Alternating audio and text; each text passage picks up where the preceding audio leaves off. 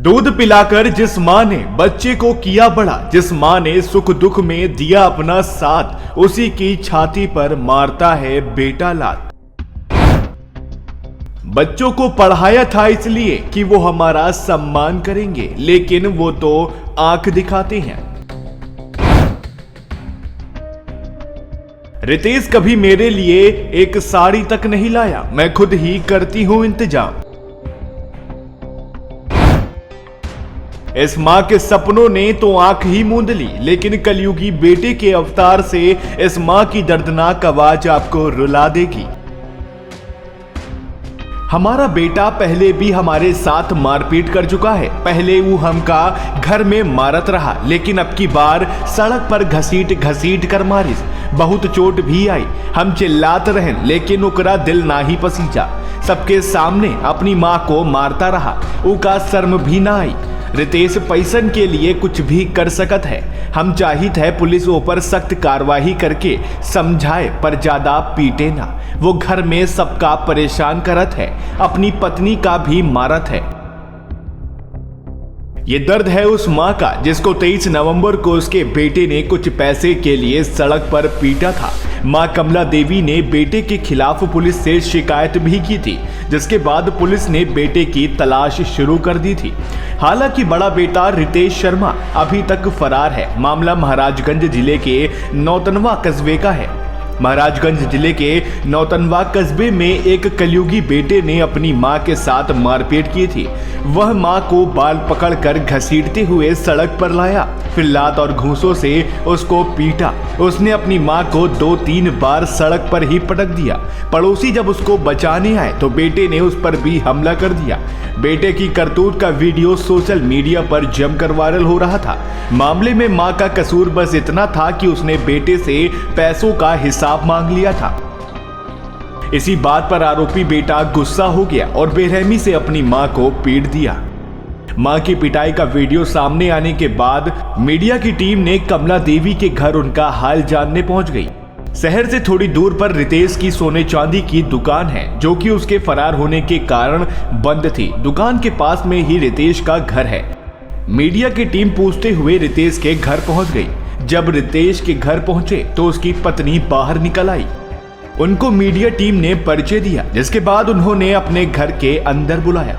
कुछ देर बैठने के बाद रितेश की मां कमला देवी कमरे के बाहर आई। मारपीट की घटना को 5 दिन बीत चुके थे, लेकिन चोटें अभी भी साफ दिख रही थीं। उनकी आंखों में भी और शरीर में भी। सड़क पर कई बार पटकने के कारण उनकी कमर छिल गई है और पैर भी नीला हो गया है, उसमें सूजन भी है।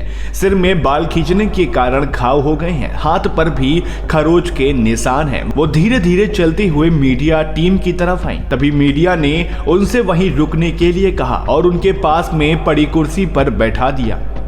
मीडिया टीम को बेटे के दिए हुए घाव ना दिखे, इसलिए मां अपनी साड़ी से अपने घाव को छिपाने लगी। मीडिया टीम ने भी बेटे के दिए दर्द को नया ना करने के लिए उनके घाव के बारे में उनसे कुछ नहीं पूछा। कुछ देर हाल चाल लेने के बाद मीडिया ने उनसे 23 नवंबर की घटना के बारे में बात करना शुरू किया।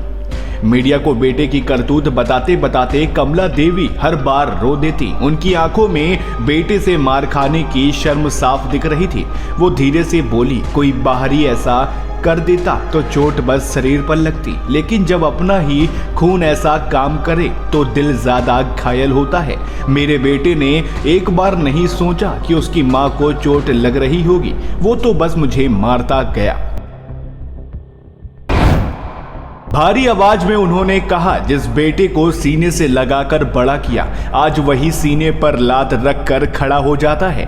इससे बड़ा दुख एक माँ के लिए क्या हो सकता है। मेरे दूध का कर्ज वो ऐसे उतार रहा है। बच्चों को पढ़ाया था इसलिए कि वो हमारा सम्मान करेंगे, लेकिन वो तो आंख दिखाते हैं। मेरे पति तो खेती किसानी करते थे, लेकिन बेटों ने खुद का व्यापार शुरू कर दिया। उसके बाद भी मेरे पति ने दोनों बेटों को खेत में बराबर का हिस्सा दे दिया। एक खेत उन्होंने मेरे नाम कर दिया था। वो मुझसे कहा करते थे, मेरे जाने के बाद तुमको किसी से कुछ मांगना नहीं पड़ेगा। कुछ साल पहले मेरे पति की मौत हो गई। बड़े बेटे का स्वभाव इतना बुरा है कि छोटा बेटा कहीं और जाकर रहने लगा। मेरे पति इसी घर में रहते थे, इसलिए मैं यहीं पर रही। मेरा बड़ा बेटा रितेश मुझे हमेशा धमकाता है। वो चाहता था मैं अपना खेत भी उसके नाम कर दूं, लेकिन मैं उसे मना कर देती, जिस पर वो मुझे ताने मारता था। कहता खाती मेरा हो और पैसे कहीं और भेजती हो। मुझे पता था मैंने अपना खेत इसको दिया तो ये इसको भी बेच देगा। बुढ़ापे में मैं खेती तो कर नहीं सकती थी, इसलिए उसको बटाई पर दे देती थी। उससे जो पैसा मिलता था उसी से अपना खर्चा चलाती थी, दान धर्म करती और थोड़ा पैसा बचा भी लेती। लेकिन मेरे बेटे को ये चीज पसंद नहीं आई थी, इसके लिए वो कई बार मुझ पर हाथ उठा चुका था। बहू बचाने आती तो उसको भी मारता था। ये कहते हुए मां कमला देवी अपनी साड़ी से अपने आंसू पोंछने लगी। रितेश कभी मेरे लिए एक साड़ी तक नहीं लाया होगा। मैं खुद ही किसी तरह से सारी चीजें करती हूँ, दवा से लेकर इलाज सब खुद ही करवाती हूँ। वो मुझसे मेरी किसी भी जरूरत के बारे में नहीं पूछता। माँ बाप बच्चों को अपना सहारा समझते हैं, लेकिन मेरा बेटा तो बस मुझे दुख ही देता आया है। माँ ने बताया उस दिन भी मैं घर पर ऊपर काम कर रही थी। जब रामकिशोर बटाई का पैसा देने आया तो मेरे बेटे ने उसको पहले ही रोक लिया। उससे बटाई के सारे पैसे ले लिए, उसके बाद उसको भेज दिया। रामकिशोर ने मुझे फोन पर बेटे को पैसे देने की बात बता दी। मैं जब घर के बाहर निकली तो बेटे की दुकान जाकर उससे पैसे मांगने लगी, जिस पर उसने मुझसे झूठ बोला। उसने कहा मेरे पास तुम्हारे कोई पैसे नहीं हैं, जाओ यहाँ से। मैंने उससे फिर बोला मुझे पता है पैसे हैं तुम्हारे पास, मेरे पैसे हमको दे दो। जिसके बाद वो गुस्से में दुकान से बाहर आया और मुझे मारने लगा। जो भी उसको रोकता उसको भी मारने को दौड़ता। हमारे देवर हमको बचाने आए तो उनको भी मारा। करीब 10 मिनट तक वो मुझे पीटता रहा, फिर मेरे केस करने पर दुकान बंद करके भाग गया। पड़ोस के लोग मुझे अस्पताल लेकर गए, जहां मेरा इलाज हुआ। माँ ने रोते हुए कहा मैं अभी भी अपने बेटे का बुरा नहीं चाहती हूँ, मैंने उसको पैदा किया है, मैं बस ये चाहती हूँ कि वह सुधर जाए। पुलिस से भी यही कहा है मैंने। मैं अपने हाथों से अपना घर कैसे उजाड़ सकती हूँ? मेरे बेटे की पत्नी भी है। मैंने पुलिस से भी बोला है बेटे की ज्यादा पिटाई ना करे, वो घर आ जाए तो उसको समझाने की कोशिश भी करूंगी।